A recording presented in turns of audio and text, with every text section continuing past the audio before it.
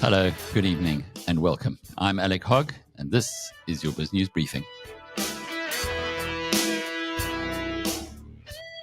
Well, Bronwyn Nielsen has been holding the fort over the past couple of days while I visited family in KwaZulu-Natal. Lots of interesting issues going on there, which we will no doubt be covering in due course. But tonight, it's all about Gauteng.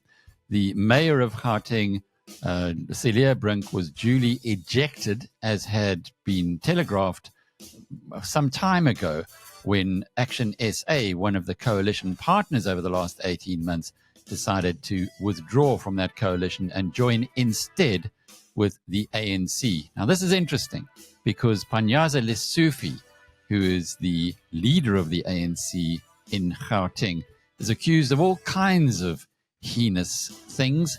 And you'll hear more about that as we go into this evening's program. But the key story is that Dr. Nasipi Moyo, who was previously the deputy mayor, and prior to that, actually for 10 years, a member of the Democratic Alliance, has been appointed as the mayor. She's from Action SA, and the DA's mayor is going to be confining himself to the opposition benches in future.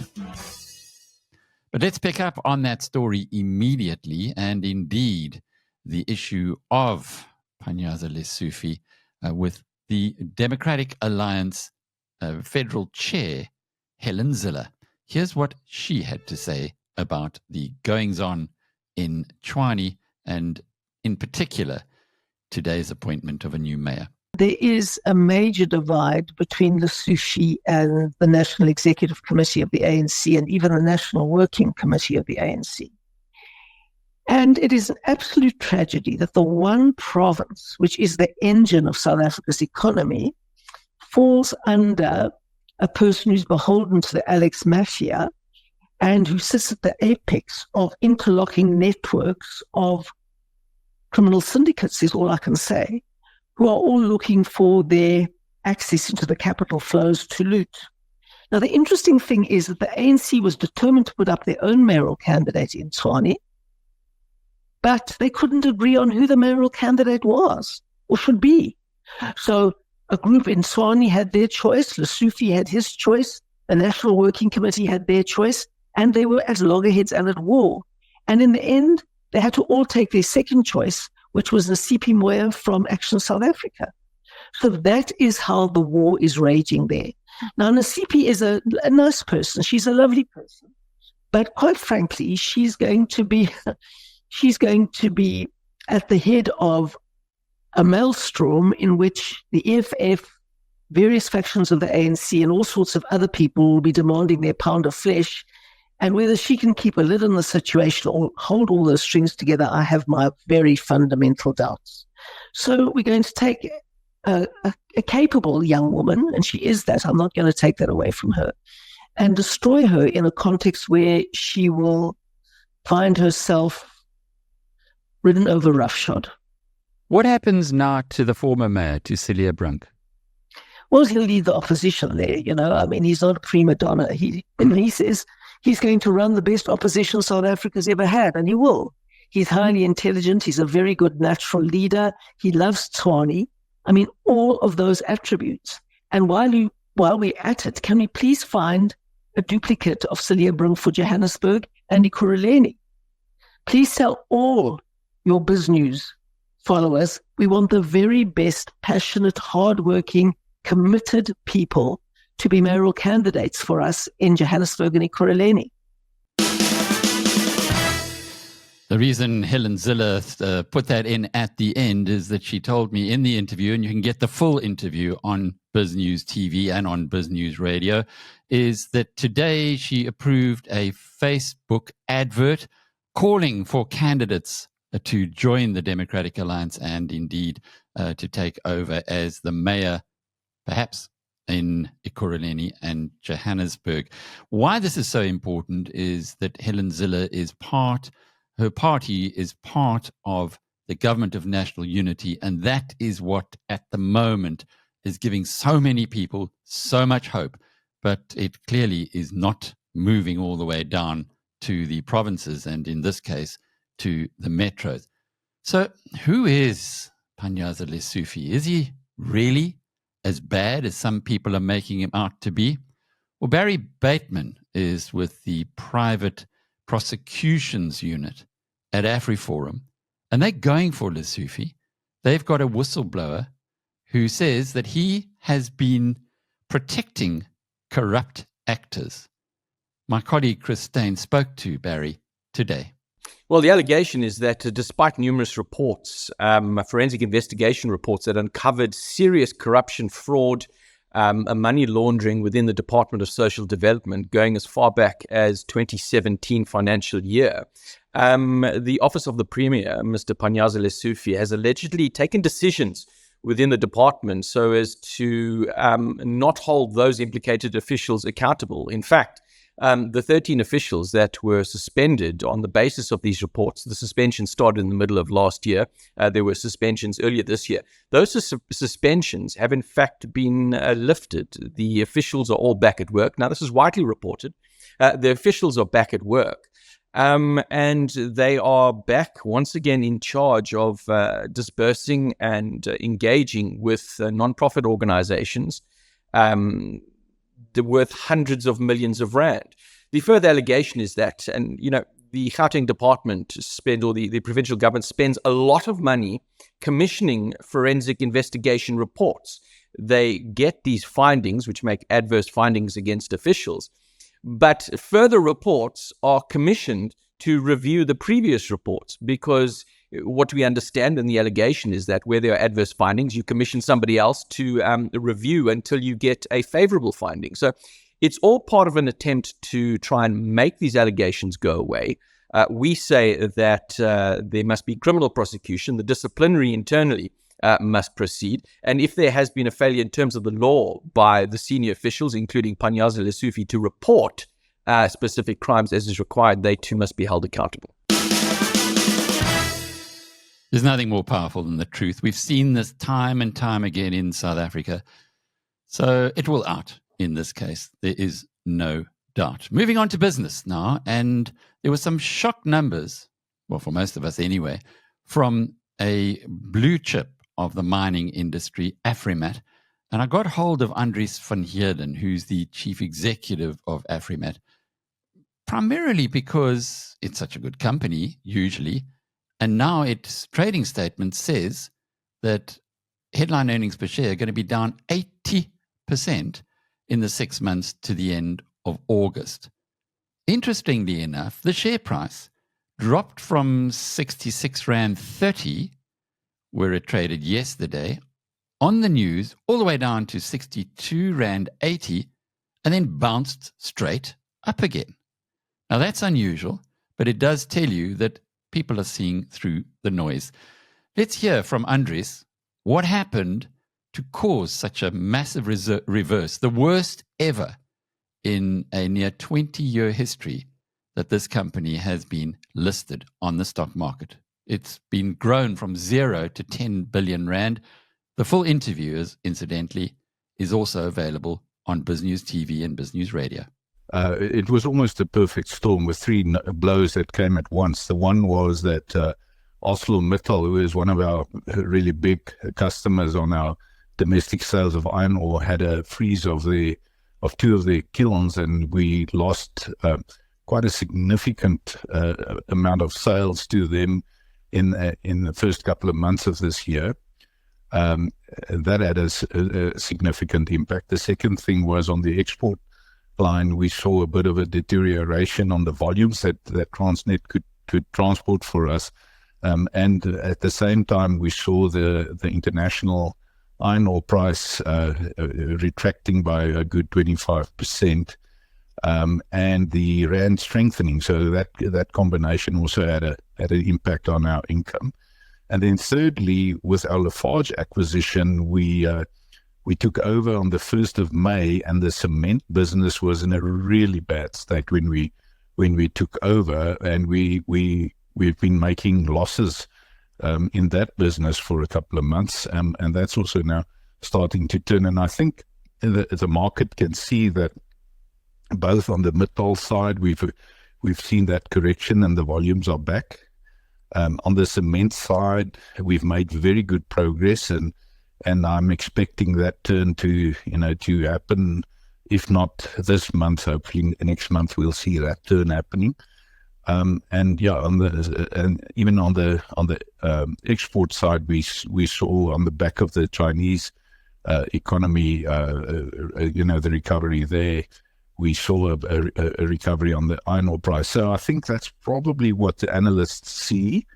And it was, we also went out on a sense earlier this year, sort of just highlighting that we had those impacts. And I think the market has already, sort of discounted that in. Today's market commentator is Peter Armitage from Anchor, the founder of that company, which is going through a merger at the moment with another business that we know well, our friends in the UK, Credo. They're Dion Gous and Jared Khan, good friends of BizNews. And as far as Peter Armitage is concerned, he did some very smart moves ahead of the election and made some pretty sizable bets on behalf of clients. They have a portfolio. They run about 130 billion rands worth of funds on behalf of clients. But one of their long-term holdings, even before they made those bets, is in Afrimat. So I asked Peter in the course of our conversation what he thought about the financial results that came out today from that company. Yeah, I think they've been quite good at communicating, and I think we've been heavily invested in it. Our clients have made a lot of money out of it. It's been a fantastic share to be invested in. And we communicate often with management, and I think they signal things quite well to the market. They're good at investor relations. They have investor days. And, the story of Afrimat has been a fantastic management team that's managed to get assets that other people have kind of lost interest in or not focused on, and really extricate value out of it. The previous 6 months had a very high average iron ore price, and the global iron ore price is low. But there's a lot of projects coming on stream, which will, if you just base their kind of cumulative volumes of what they're producing. A year ago, we did the calc. That was 100. In 2 or 3 years' time, that's going to be 300. A lot of projects on the go, a lot of value being created, which isn't yet reflected in earnings. And, what was particularly severe in this time period was actually not being able to sell their iron. So ArcelorMittal locally didn't buy for quite some time period. And then they've obviously had the export rail issues. And those are things which will reverse. Arcelor got over their local issues. Rail is getting slightly better off a very bad base. But you've got their new projects and volumes coming through from other mines over the course of the next year or two. And then, interestingly, they bought Lafarge for effectively 100 million rand. That's an asset when it's humming, and if you go back 10 years ago, that was worth billions of rands. So if they continually find these gems and opportunities, they're not without their risks because they're buying assets that other people haven't really been able to do well out of. It's not always that. They've bought some stuff with their mining and getting stuff out the ground for the first time. But it's a management team that's got one of the best track records on the market over the course of the last 10 years. There'll be times when the things out of your control that you can't make better. But I think the share price reaction, I think for somebody who doesn't know the company and looked at what came out today, they would have expected the price to come up 25%. But I think, it was obviously when things are bad, companies don't give you inside information. We were not expecting the extent of the profit decline, but they've given the market the information and knowledge and picture of their business over the next 2 or 3 years. So we don't ultimately think the long-term value of the business has changed because of a very poor 6-month period. And that's really what the market's telling you in terms of what the share price has done today. So with Peter Armitage, before the election, as mentioned earlier, he took some big bets. They did a blitz, as he calls it. And again, you can watch and read the and listen to the full interview on BizNews TV and BizNews Radio, they did a blitz on 30 South African companies and found there were a handful of them that were worth investing in. I asked him this in the context of the big news story, as we would have seen it, of today's JSE, where Mondi PLC, which used to be part of Anglo American, made a 12 billion rand acquisition of various assets in the packaging industry from a German company called Schumacher. But Mondi is so non-South African that it falls outside of what we call SA Inc. Its operations are pretty much European and outside of South Africa, whereas SA Inc. are those companies that are very focused on this country and then stand to benefit if the government of national unity holds, economic growth improves, jobs are created, and we move off the bottom with an economy that grows at least by 3%, not the 1% we've seen over the past decade. And that's the area where a lot of smart investors have been investing their money. So I asked Peter to tell us a little more about SA Inc. Yeah, I think SA Inc., depending on how you categorize it, is about 50% of the JSE, and banks are about 25%. So banks are about half of it. You then take out insurers, so kind of the more traditional non-financial services SA Inc. companies are probably around 20% of the market. And, you know, we tend to, we're not a bulge bracket enormous asset manager like a Coronation or an Allan Gray. You know, there'll be 5 or 6 asset managers in SA who have people intensely looking at something like a Mondi. But we'll tend to focus our efforts on areas that we think look interesting. You know, for the last 10 years, looking at construction companies was a bit of a waste of time in South Africa, and they all just went down in a straight line of delisted or went bankrupt. But obviously, as the South African scenario has changed, we've spent a huge amount of time, starting about a year ago, looking at SA Inc. companies. The valuations were very low, and it became clear that if there was some kind of trigger to unlock GDP and subsequent earnings growth from these companies, there could be some big opportunities. You know, you're now paying about a 28 multiple for a US company, and you're paying an average of 10 or 11 multiple for a South African company. So you're paying less than half. And if they can get the earnings growth coming through, there has been good money made. And this year, for the first time as Anchor, probably in 7 or 8 years, we've been more positive on SA assets than global assets, largely based on price and valuation. You know, the global prospects in America look excellent, but boy, you're having to pay up for those prospects. You know, things don't come cheap when they're looking good. And SA, you know, you had opposite scenario. Things were looking quite dire. People didn't really care about the valuations. So, you know, we went in a blitz just before the election, interviewing 30, doing analyst visits with 30 of the South African companies that we thought could benefit, updated our knowledge on those. And, you know, we found a handful of companies that we wouldn't have invested in for the last 5 or 6 years, you know, that have performed very well, and we think will continue to do so. Can you share any of those names with us? Yeah, the smaller companies, you know, obviously besides the bellwethers in the top 40s, Sun International, Southern Sun, Lewis, We Buy Cars. Afrimat is an interesting one. We've been invested in that as a smallish SA company, more in the mining space. Yeah, but those are the and famous brands. So companies that, you know, high quality businesses with long track records that were simply stuck because South Africa wasn't growing. And, you know, the interesting part is the government of national unity can look so clever because there's things besides them and the confidence levels that they're creating, and it's almost coincidental that will really benefit them. So you know, if you look at load shedding moving away, the economic cycle, so interest rates have just started coming down, which is a big boost. The two-pot retirement system will push 50 to 100 billion rand of money into consumers' pockets.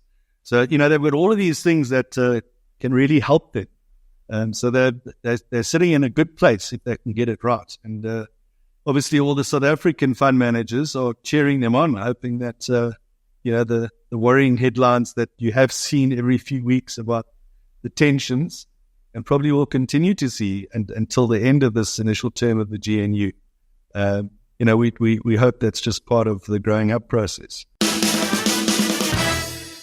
Well, another part of the growing up process, if you're a young journalist, is to follow some of the big stories. And that's what our colleague Asime Nyide has been doing with the BHI Ponzi.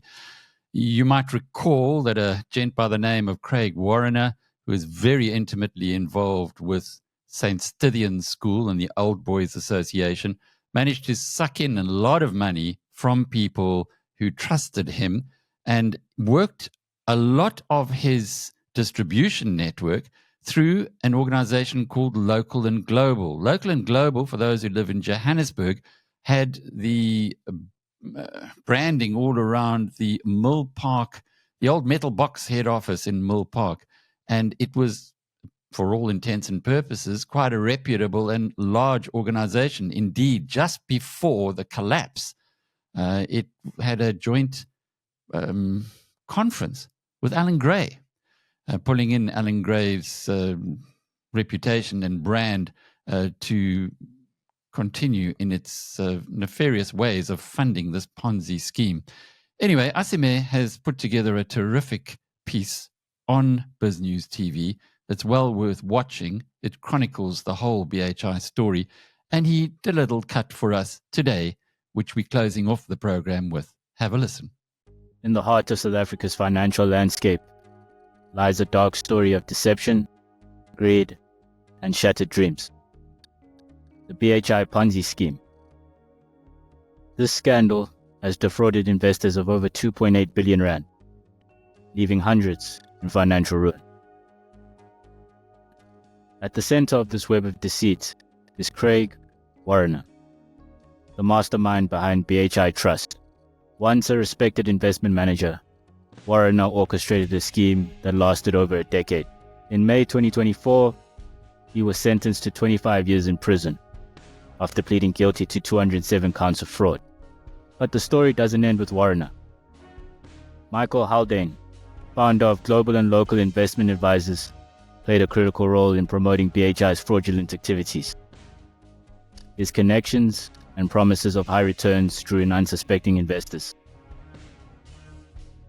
Arrested and released on bail in June 2024, Haldane maintains his innocence, but was recently debarred from providing financial services for 30 years. David Shapiro, a seasoned investment analyst, commented on the impact of such schemes. I think the warning signs are the statements that you receive. I think that's where it starts. You've got to ask, where are my shares? What worries me is the structure. This is at the back of my mind.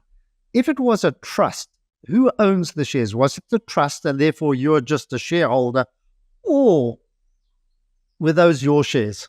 In other words, we're holding it on your behalf. These are yours, ring fence, pigeonhole. And that's when you deal with us, you deal with any professional, investor, coronation, whatever it is, you've got access to what you own. And you know that this has been held on your behalf. It's the one thing that started in 1987 was a very important regulation that came out. Your client's funds are ring-fenced. You cannot access it. And that's important to know.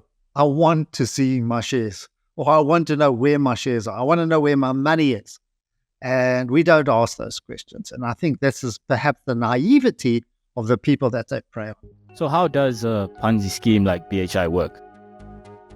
It's a deceitful cycle of attracting investors with promises of high returns, using new investments to pay old investors, creating an illusion of profitability.